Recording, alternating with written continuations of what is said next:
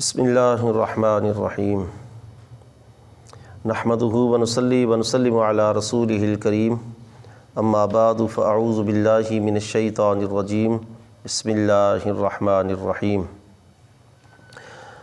فبما رحمۃ من اللہ لنت لهم ولو كنت فظا غلیظ القلب لانفضوا من حولک فاعف عنهم واستغفر لهم وشاورهم في الامر فَإِذَا عَزَمْتَ فَتَوَكَّلْ عَلَى اللَّهِ إِنَّ اللَّهَ يُحِبُّ الْمُتَوَكِّلِينَ صدق اللہ مولانا العظیم وبلغنا رسولہ النبی الکریم الامین۔ پچھلی آیات میں ہر عمل کے اندر ذات الہی کا مقصود ہونا اس کا ذکر کیا گیا تھا کہ بندہ اپنے ہر عمل کے اندر اللہ کی ذات کا ہی مقصد رکھے، اس کے ساتھ پھر بخشش و مغفرت بھی مل جائے گی، جنت بھی مل جائے گی۔ مقصود اعلیٰ جو ہے وہ بندے کے لیے ذات الہی ہونا چاہیے۔ آج کی آیت کے اندر نبی پاک صلی اللہ علیہ وسلم کے مزاج مبارک کے متعلق ذکر ہے، حضور کے اوصاف اور بالخصوص حضور کا مزاج مبارک۔ فَبِمَا رَحْمَةٍ مِّنَ اللَّهِ لِنْتَ لَهُمْ، اللہ فرماتا ہے کہ ایمان والوں کے لیے اللہ کی طرف سے کیسی رحمت ہے۔ لِنْتَ لَهُمْ، کہ اے محبوب آپ ایمان والوں کے لیے نرم دل ہیں، یعنی حضور کا نرم دل ہونا یہ اللہ کی طرف سے رحمت ہے۔ وَلَوْ كُنْتَ فَظًّا، اور اگر آپ تند مزاج ہوتے، سخت مزاج ہوتے، غلیظ القلب اور سخت دل ہوتے، لانفضوا من حولک، تو آپ کے پاس سے لوگ منتشر ہو جاتے، دور ہٹ جاتے آپ سے۔ فاعف عنہم، اے محبوب انہیں معاف کریں۔ واستغفر لہم، اور ان کے لیے بخشش طلب بھی کریں۔ وشاورہم فی الامر، اور معاملات کے اندر ان سے مشورہ بھی کریں۔ فَإِذَا عَزَمْتَ، پس جب آپ پکا ارادہ کر لیں، فَتَوَكَّلْ عَلَى اللَّهِ، تو پھر اللہ پر بھروسہ کریں۔ إِنَّ اللَّهَ يُحِبُّ الْمُتَوَكِّلِينَ، بے شک اللہ تعالیٰ توکل کرنے والوں کو پسند فرماتا ہے۔ اللہ رب العزت نے سب ہی انبیاء علیہ السلام کو اعلیٰ اوصاف سے نوازا ہے، کیونکہ انبیاء نے اللہ تعالیٰ کی دعوت کو مخلوق تک پہنچانا ہوتا ہے تو وہ اعلیٰ اخلاقیات کے مالک ہوتے ہیں۔ ان کے اخلاق اپنی قوم کے اندر سب سے اعلیٰ ترین ہوتے ہیں، حتیٰ کہ اللہ تعالیٰ نے جب حضرت موسیٰ اور حضرت ہارون علیہ السلام ان دونوں کو فرعون کی طرف بھیجا، اب فرعون اللہ کا دشمن ہے، تو اللہ اپنے دشمن کی طرف جب اپنے نبیوں کو بھیج رہا ہے تو اللہ ان دونوں سے فرما رہا ہے قولا لہما لین لہم، کہ موسیٰ اور ہارون علیہ السلام دونوں سے فرمایا کہ تم نے فرعون سے نرم لہجے میں بات کرنی ہے، نرم گفتگو کرنی ہے۔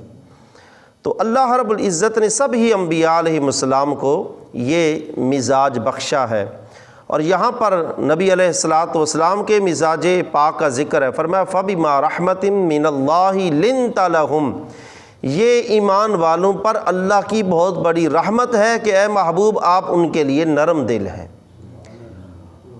وَلَوْ كُنْتَ فَظًّا غَلِيظَ الْقَلْبِ، اور اگر آپ تند مزاج ہوتے، سخت مزاج ہوتے اور سخت دل ہوتے، لانفضوا من حولک، پھر لوگ آپ کے پاس ٹھہرتے نہیں، وہ لوگ منتشر ہو جاتے، آپ سے دور ہٹ جاتے۔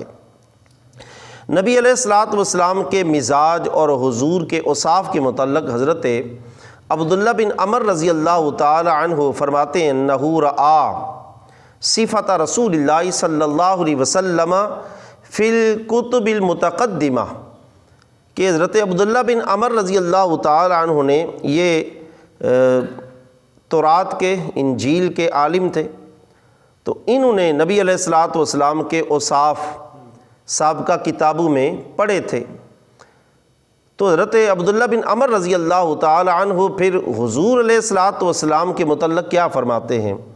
وہ فرماتے ہیں انہ لیس بفظ، جو یہاں پر ذکر ہے ولو کنت فظا، اے محبوب اگر آپ تند مزاج ہوتے۔ تو حضرت عبداللہ بن عمر فرماتے ہیں سابقہ کتابوں میں بھی حضور کا یہ مزاج مبارک کا ذکر اللہ نے فرمایا ہے، کہ وہ فرماتے ہیں سابقہ کتابوں میں میں نے پڑھا ہے کہ لا فظ، کہ حضور تند مزاج نہیں، ولا صخاب فی الاسواق، اور نہ ہی نبی علیہ الصلوۃ والسلام بازاروں کے اندر اونچی اونچی آوازیں کسنے والے ہیں، کہ بازار کے اندر نبی علیہ الصلوۃ والسلام کی یہ بھی عادت نہیں، یہ بھی حضور کا مزاج نہیں، یہ حضور کے مزاج کے خلاف ہے کہ بازار کے اندر کھڑے ہو کر اونچی اونچی آوازیں لگائے۔ ولا غلیظ، اور نہ ہی نبی علیہ الصلوۃ والسلام سخت طبیعت تھے، سخت طبیعت بھی نہیں تھے، یہ نبی علیہ الصلوۃ والسلام کا مزاج مبارک ہو۔ اور اس طرح حضرت انس بن مالک رضی اللہ تعالی عنہ حضور کے مزاج شریف کے متعلق فرماتے ہیں لم یکن رسول اللہ صلی اللہ علیہ وسلم فاحشا، نبی علیہ الصلوۃ والسلام فحش گو نہیں تھے، فحش کلامی نبی علیہ الصلوۃ والسلام نہیں کرتے تھے، ولا لعانا، اور نہ ہی حضور کسی پر لعنت کرتے تھے، نبی علیہ الصلوۃ والسلام لعن طعن بھی نہیں کرتے تھے، ولا سبابا، اور نہ ہی حضور کسی کو گالیاں دیتے تھے، نہ ہی برا بلا کہتے تھے۔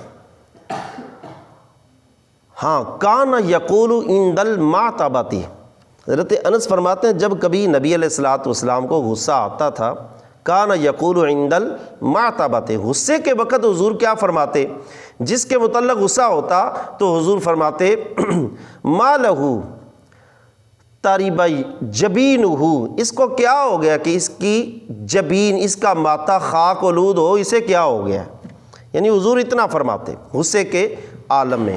اور نبی علیہ الصلوۃ والسلام کا یہ مزاج اور حضور کے اوصاف، حضرت زید بن سعنہ رضی اللہ تعالی عنہ، یہ بھی پہلے یہودی تھے، فرماتے ہیں کہ میں نے نبی علیہ الصلوۃ والسلام کی جو نشانیاں، جو حضور کے اوصاف، جو حضور کے مزاج مبارک کے متعلق پڑھا تھا تورات کے اندر، وہ ساری نشانیاں میں نے حضور میں دیکھ لیں سوائے دو چیزوں کے، سوائے دو باتوں کے، سب میں نے جو پڑھا تھا وہ سب حضور میں دیکھ لیا۔ وہ دو باتیں کون سی تھیں؟ ایک بات کہتے ہیں یہ تھی کہ جو آخری نبی ہوگا وہ حلم حوصلے والا ہوگا، غصے کے اندر بھی وہ حلم حوصلے والا ہوگا، اس کا حلم حوصلہ اس کے غصے پر حاوی ہوگا۔ یہ اس آخری نبی کی نشانی، کہ آخری نبی جو ہوگا اس کے غصے پر اس کا حلم حوصلہ غالب ہوگا۔ اور دوسری بات جو ابھی تک میں نے حضور میں نہیں دیکھی تھی، وہ فرماتے ہیں دوسری یہ تھی کہ وہ آخری نبی جو ہوگا اس کا ایک وصف یہ بھی ہے کہ جب اس کے ساتھ جاہلانہ انداز میں گفتگو کی جائے گی تب بھی اس کا حوصلہ اور زیادہ حلم بڑھ جائے گا۔ کہتے ہیں یہ دو نشانیاں میں نے ابھی نہیں دیکھی تھیں۔ تو واقعہ یہ چونکہ بیچ میں لمبا ہے تو میں مختصر کرتا ہوں۔ آپ فرماتے ہیں میرا حضور کے ساتھ کوئی لین دین کا معاملہ بنا، کوئی کھجوروں کے لین دین کا، تو مدت مقرر ہوئی، تو مدت کے پورے ہونے سے چند دن پہلے میں حضور کی بارگاہ میں چلا گیا، اور جا کر میں نے دل میں وہ ارادہ دوسرا تھا، وہ حضور کا یہ وصف دیکھنا چاہتے تھے حلم والا، اور حلم کے کو غصے پر حاوی ہونا یہ بھی دیکھنا چاہتے تھے۔ تو جا کر نبی علیہ الصلوۃ والسلام کی بارگاہ مسجد کے باہر اونچا اونچا بولنا شروع کر دیا کہ عبد المطلب والے جو ہیں ان کی جو اولاد ہے ان کا طریقہ یہ ہے، قریشیوں کا یہی طریقہ ہے کہ وہ وعدہ کر کے مکر جاتے ہیں، وعدے پر ٹال مٹول کرتے ہیں۔ کہتے ہیں پاس حضرت عمر فاروق کھڑے تھے، انہوں نے جب دیکھا ایک تو میں انداز بڑا عجیب قسم کا اپنائے ہوئے ہوں، اور دوسرا حضور کے بارے میں گفتگو کیسے کر رہا ہوں، ابھی چونکہ 1-2 دن رہتا تھا مدت پوری ہونے میں، اور میں نے ایسی گفتگو جان بوجھ کر جا کر کی، تو حضرت عمر فاروق نے عرض کیا یا رسول اللہ صلی اللہ علیہ وسلم مجھے اجازت دیں میں اس کی گردن اتار دوں، کہ یہ آپ کی بارگاہ میں اس انداز میں بات کر رہے ہیں۔ فرمایا عمر چھوڑ دو اس کو چھوڑ دو، جو اس کا وعدہ، اس کا جو قرض لیا ہوا کھجوریں، فرمایا اس کی وہ کھجوریں بھی واپس کر دو، اور 20 وسق اس کو اور زیادہ دے دو، 20 وسق اور زیادہ۔ اب یہ سود نہیں ہے، کوئی یہ نہ سمجھے کہ حضور نے زیادہ دیا تو یہ سود ہے، سود نہیں، سود تب ہوتا ہے جب قرض لین دین کے وقت کوئی چیز شرط مقرر کی جائے کہ میں زیادہ لوں گا، دیتے وقت کو اپنی مرضی سے کوئی دیتا ہے تو وہ سود نہیں ہوتا۔ تو نبی علیہ الصلوۃ والسلام نے یہ جب معاملہ کیا تو بعد میں حضرت زید کہتے ہیں میں نے حضرت عمر سے کہا کہ اے عمر مجھے جانتے ہیں میں نے یہ عمل کیوں کیا؟ تو جب حضرت عمر فاروق نے زیادہ کھجوریں دیں حضور کے حکم کے مطابق، تو حضرت زید کہنے لگے اے عمر جانتے ہو میں نے کیوں کیا؟ فرمایا کیوں کیا؟ انہوں نے کہا میں نے ساری نشانیاں پڑھی تھیں، صرف یہ 2 نشانیاں جو پڑھی ہوئی تھی وہ ابھی تک میں نے دیکھی نہیں تھی، باقی سب دیکھ چکا تھا۔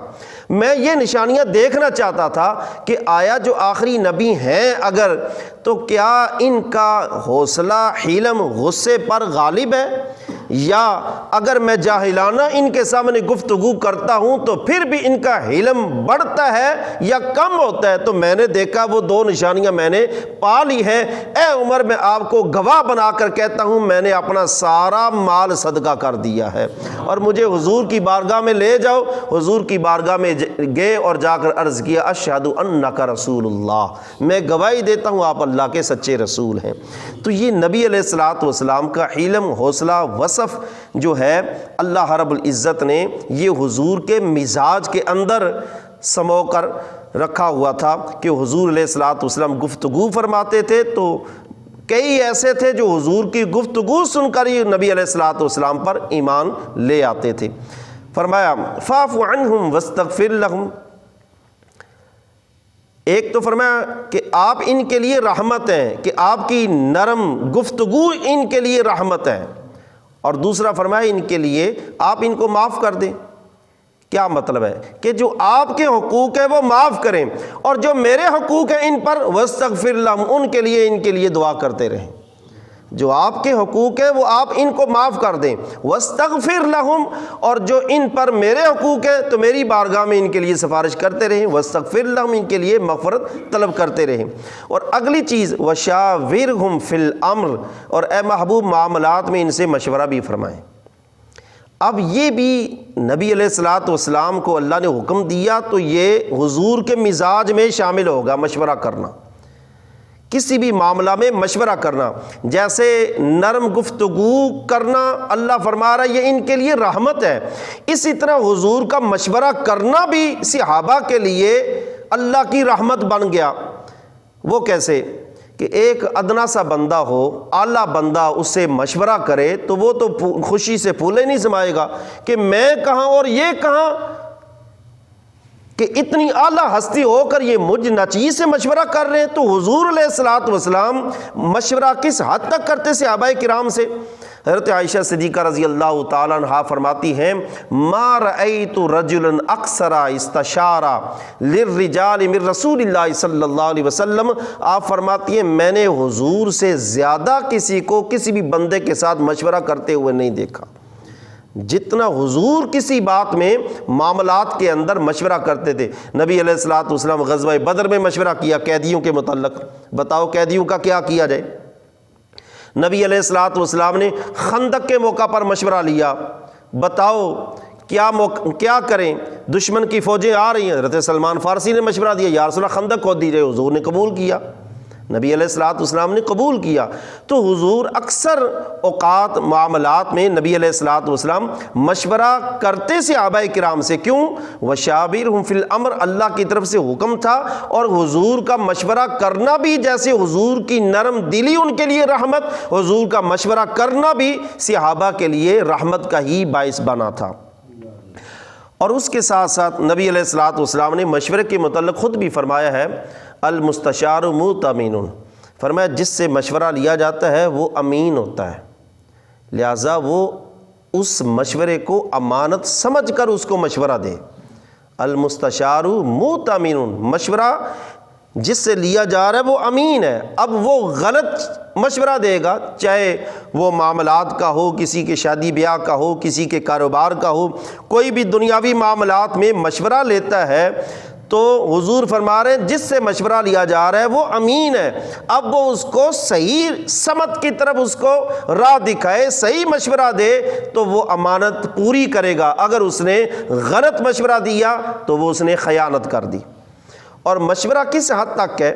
اللہ کے رسول صلی اللہ علیہ قرطبی کے اندر حضرت امام قرطبی نے حدیث پاک نقل کی، ان علی بن ابی طالب رضی اللہ تعالی عنہ، حضرت علی سے روایت ہے، قال قال رسول اللہ صلی اللہ علیہ وسلم، اللہ کے رسول صلی اللہ علیہ وسلم نے فرمایا، ما من قوم لہم مشورۃ، جو بھی قوم ہو اور ان کا آپس میں کوئی مشورے کا معاملہ ہو، آپس میں مشورہ کرنا چاہتے ہوں، فحاضر معہم من اسمہ احمد او محمد، فرمایا ان لوگوں کے اندر کوئی احمد یا محمد نامی بندہ اگر ہو، یعنی میرے نام کے بندے اگر اس مشورہ والے مجمع کے اندر جہاں لوگ مشورہ کرنا چاہتے ہیں ان مشاورت کرنے والوں میں اگر میرے ہم نام کوئی ہو، احمد نام کا ہو یا محمد نام کا ہو، تو حضور فرماتے ہیں فادخلوہ فی مشورتہم الا خیر لہم، اگر میرے